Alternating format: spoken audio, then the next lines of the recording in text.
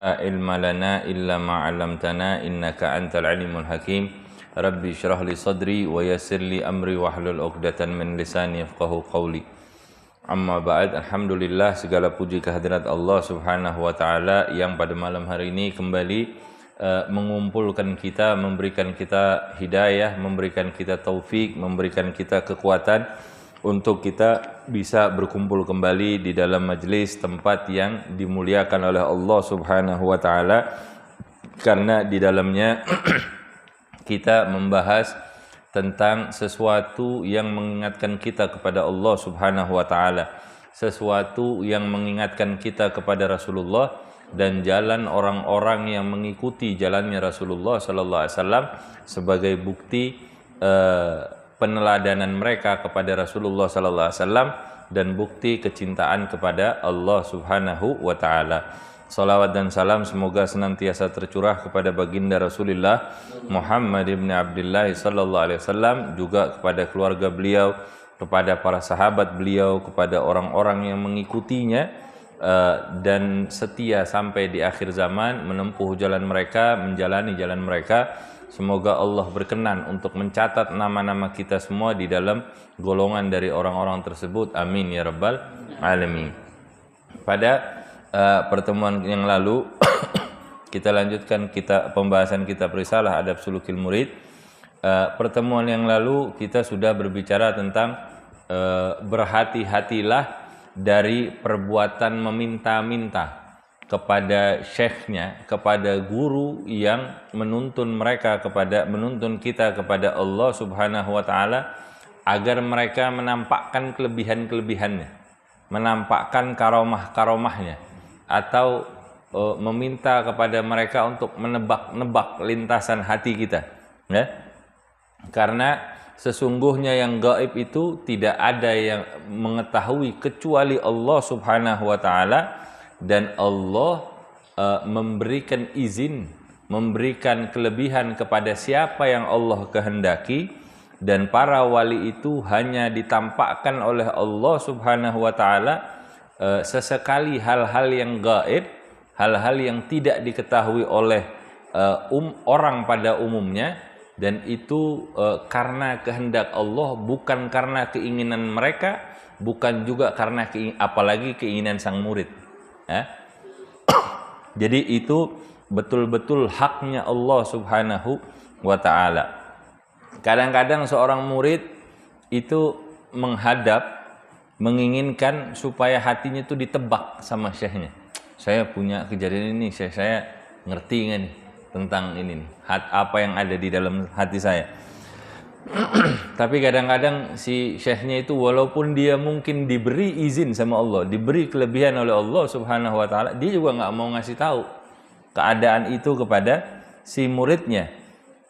Kenapa? Karena si syekhnya tadi itu mengetahui, dan dia menjaga rahasianya dan menjaga menutupi kedudukannya. Karena mereka melakukan hal-hal tersebut bukan untuk mencari kelebihan, pandangan dari manusia, tapi yang mereka lakukan adalah itu pun kalau mau ditunjukkan karena izin Allah, karena petunjuk dari Allah Subhanahu wa taala, dan bisa mendatangkan manfaat. Kalau cuman sekedar nebak-nebak nggak mendatangkan manfaat, buat apaan?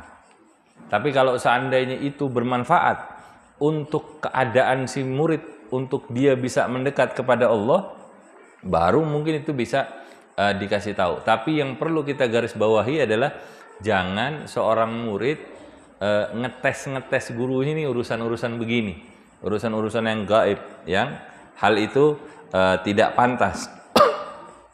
Kemudian dikatakan wa aktsarul karamati alwaqi'ati minal awliya'i waqa'at biduni ikhtiyarihim. Karena kebanyakan karomahnya para wali itu terjadi bukan karena kehendak mereka, karena yang berkuasa pada diri mereka adalah Allah Subhanahu wa taala. Orang-orang yang sudah mencapai kedudukan di sisi Allah Subhanahu wa taala, yang menguasai diri mereka adalah Allah. Mereka melepaskan segala sesuatu yang terjadi pada dirinya kepada Allah Subhanahu wa taala.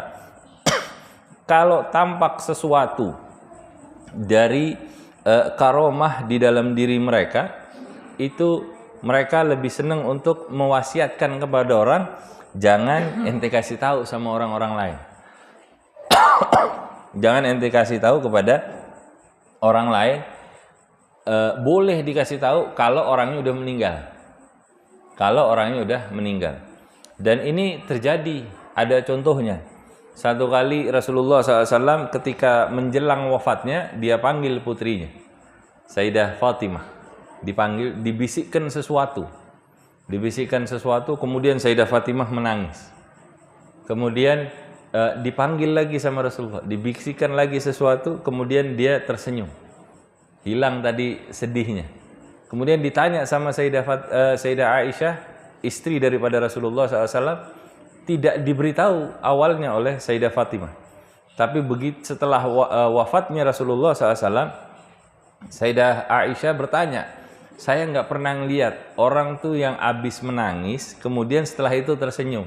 Maksudnya keadaannya Sayyidah Fatimah. Terus ditanya, karena nih Rasulullahnya sudah meninggal. Dikasih tahu bahwa kata Rasulullah, waktu saya untuk bertemu dengan Allah sudah semakin dekat. Itu yang membuat Sayyidah Fatimah menangis. Kemudian ditenangkan sama Rasulullah. Katanya, dari ahlul baitku yang pertama kali menyusul aku adalah engkau. Ini diberitakan mau mati sebentar lagi nih. Malah senyum Sayyidah Fatimah. Lihat bagaimana kedudukan mereka menganggap pertemuan dengan Allah, kematian itu bukan sesuatu yang menakutkan, tapi sesuatu yang menyenangkan, sesuatu yang membahagiakan. Dia bisa kumpul sama abahnya lagi, beliau bisa kumpul sama abahnya lagi, beliau bisa kumpul sama Allah Subhanahu wa taala. Jangan ngasih tahu, jangan gampang cerita-cerita tentang hal-hal karomah, keistimewaan. Enggak penting sebetulnya. Apalagi dibawakan kemana? Ke hal-hal, ke khalayak umum yang orang enggak paham tentang karomah. Jadi nanti orang salah tangkap, dipikir Islam itu isinya soal karomah. Padahal enggak ada dari para wali itu yang menginginkan karomah. Bukan mereka mencari kemasyhuran dengan karomah. Karena hal itu akhirnya salah dalam mendidik orang-orang. Sehingga mereka yang mereka kejar adalah karomah. Padahal yang diajarkan adalah istiqomah di dalam menghamba kepada Allah Subhanahu wa taala. Ya. Jangan kasih tahu, jangan gampang-gampang cerita ke orang lain tentang keadaan-keadaan mereka yang khawariqul adat, yang di luar dari kebiasaan. Cuman kadang-kadang mereka itu menampakkan karomah atas inisiatif mereka sendiri untuk menunjukkan kepentingan yang lebih utama. Ini kalau saya kasih tahu kelebihan saya, misalnya, ini orang-orang mungkin bakal jadi salah tangkap kepada saya. Saya jadi dilulukan oleh orang karena punya kelebihan ini, bakal jadi bahan pembicaraan, bahkan bakal viral. Tapi apa yang ingin disampaikan itu lebih utama daripada urusan viral, masyhur, dilulukan sama orang, itu nggak penting. Ada hal yang lebih penting. Ini untuk mendidik umat misalnya, atau untuk menyelamatkan keadaan. Sebagaimana yang terjadi kepada Sayyidina Umar ibn Khattab. Saya udah cerita tapi nggak ada salahnya. Diulang lagi. Satu kali Sayyidina Umar sedang khotib Jumat, kemudian tiba-tiba di tengah-tengah khutbahnya dia berteriak, kebalik gunung. Itu Sayyidina Abdullah bin Abbas yang mendengarkan itu, yang meriwayatkan hal ini, dia bilang, dia juga bingung, ini ada apaan nih? Amirul Mukminin kok lagi khutbah tiba-tiba lari khutbahnya, teriak sesuatu yang tidak difahami oleh orang-orang yang ada di situ. Kemudian hal itu disimpan sama Sayyidina Abdullah bin Abbas.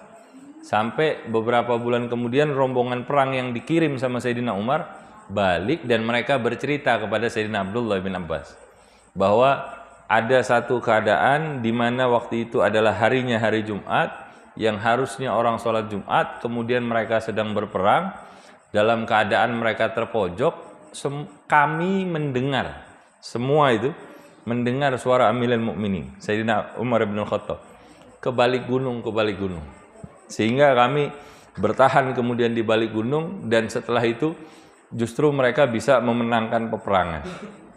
Nah, ini karomah ini ditunjukkan oleh Sayyidina Umar karena ada kepentingan yang lebih utama daripada sekedar dikenal sebagai seseorang yang punya karomah, ya.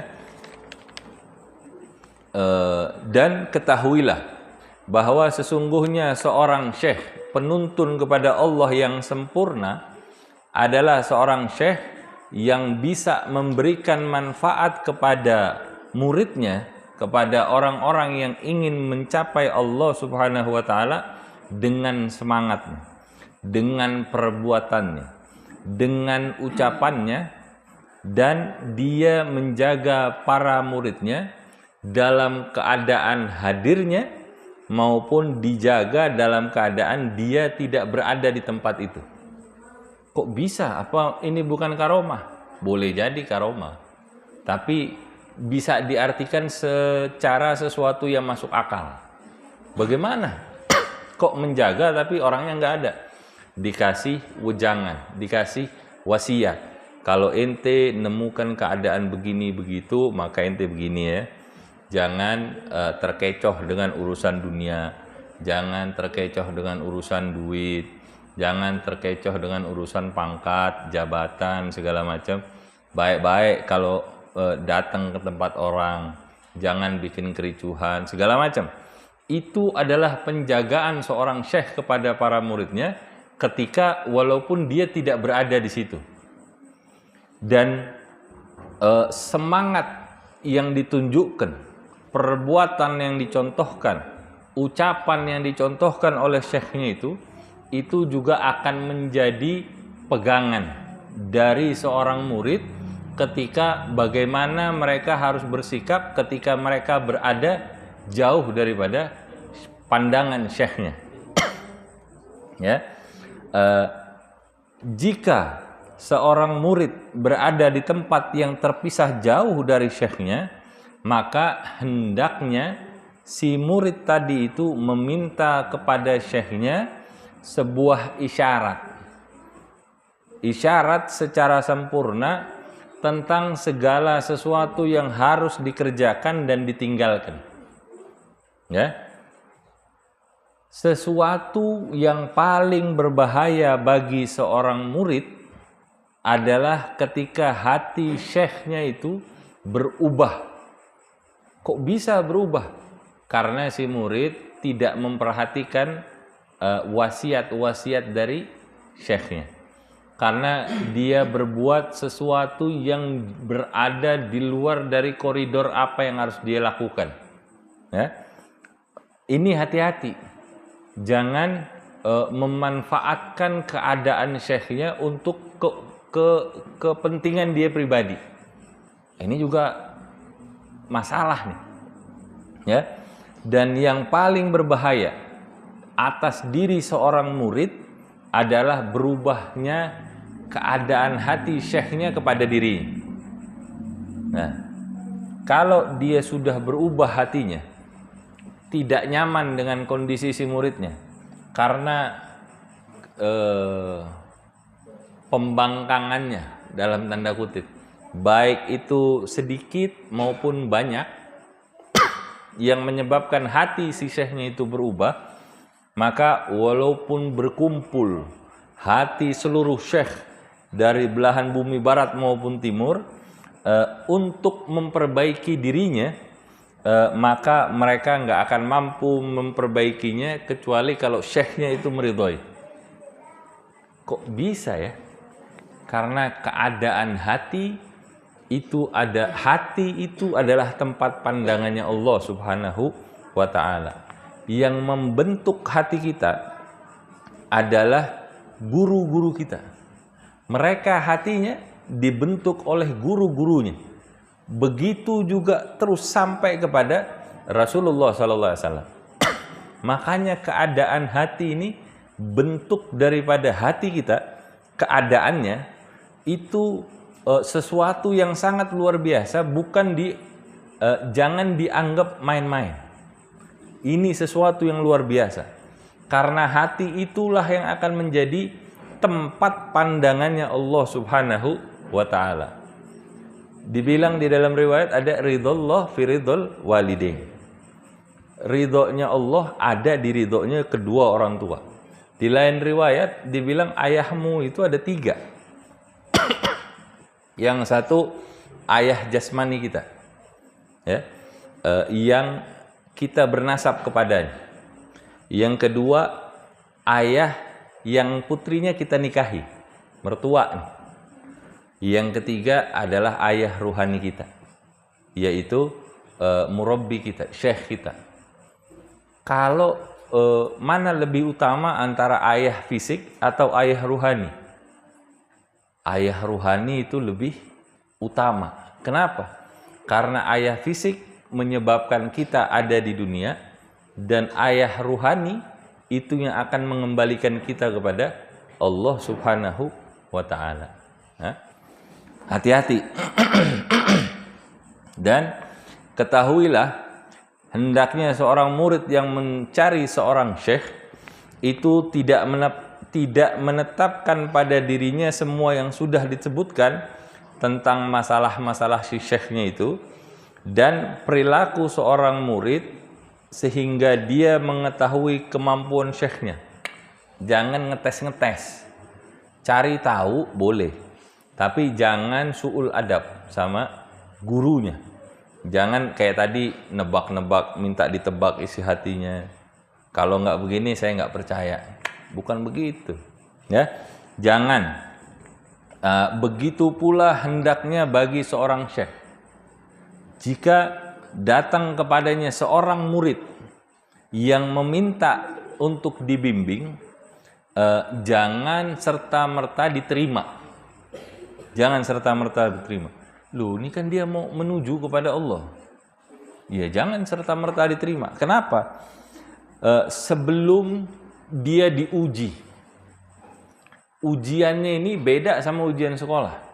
Ente dapat nilai segini, lulus. Kalau nggak dapat nilai segini, nggak diterima. Bukan itu ujiannya. Ujiannya adalah kesungguhan. Bukan masalah pinter nggak pinter, tapi masalah sungguh-sungguh atau main-main. Ya. Seperti itu. Masalah kesungguhannya dia dalam ingin menuju kepada Allah Subhanahu wa ta'ala. Imam Nawawi mengatakan seorang murid hendaknya bersikap tawadhu dan beradab kepada gurunya, meskipun gurunya lebih muda usianya, meskipun dia tidak terkenal dibandingkan guru-guru yang lain, meskipun secara nasabnya dia lebih rendah. Dulu di Quran disebutkan, jangankan masalah nasab, ini habaibnya nggak mau belajar sama kiai. Loh, saya ini anaknya ajengan, nggak mau belajar sama ustadz kampung. Nggak boleh begitu.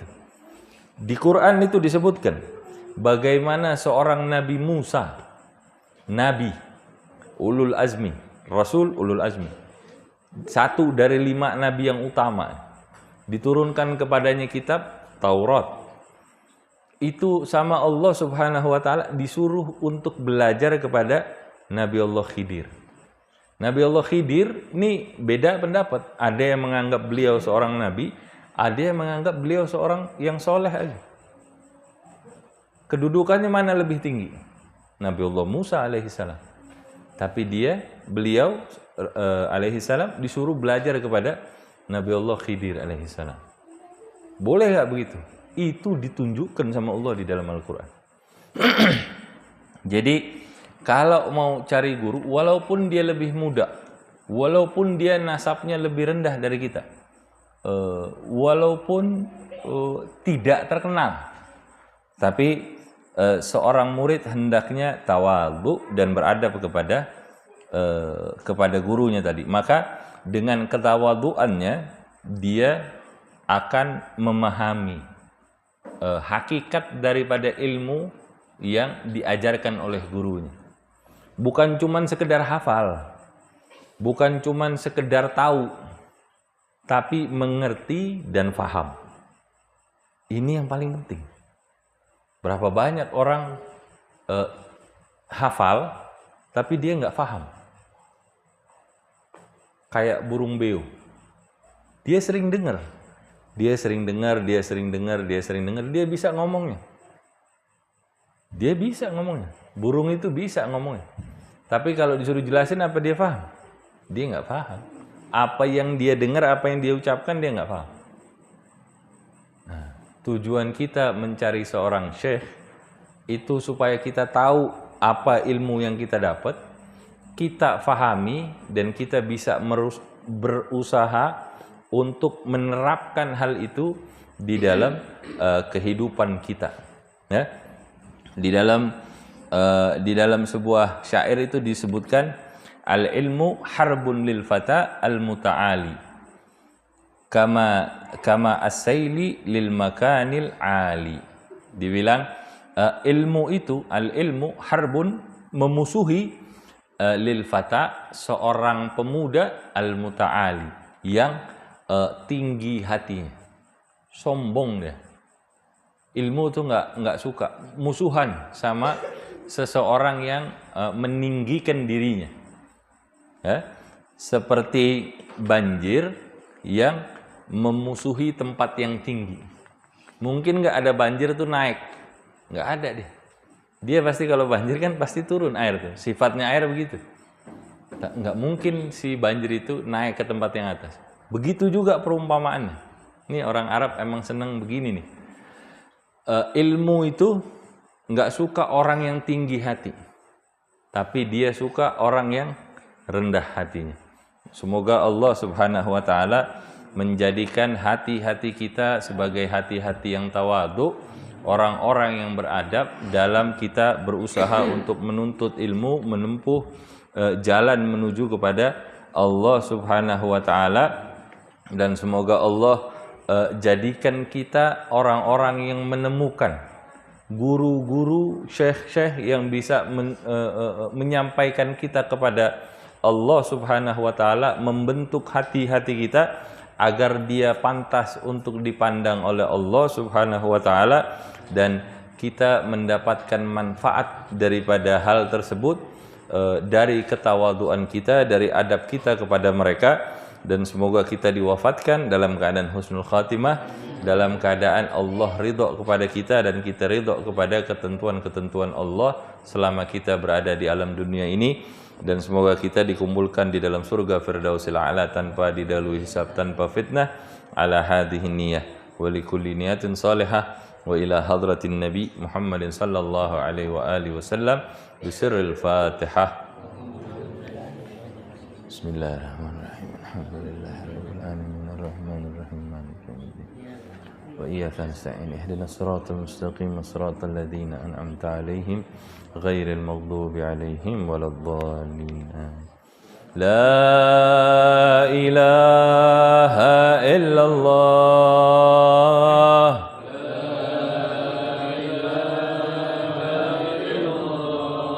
al-mawjud fi kulli zaman,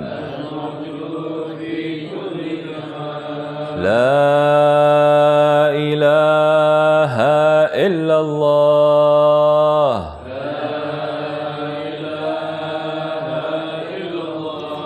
al-ma'bud fi kulli makan, la ilaha illallah,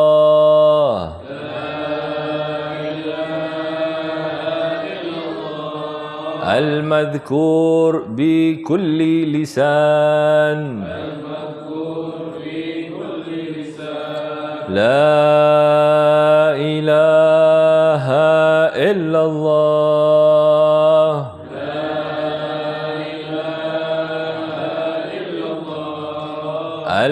المعروف بالإحسان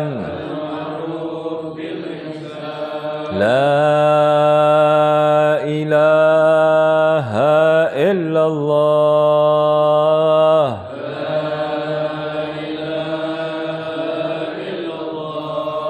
كل يوم هو في شان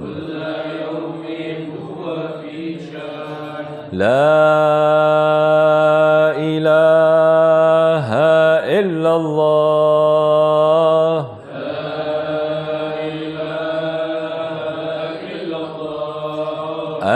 الأمان الأمان من زوال الإيمان ومن فتنة الشيطان يا قديم الإحسان كم لك علينا من إحسان إحسانك القديم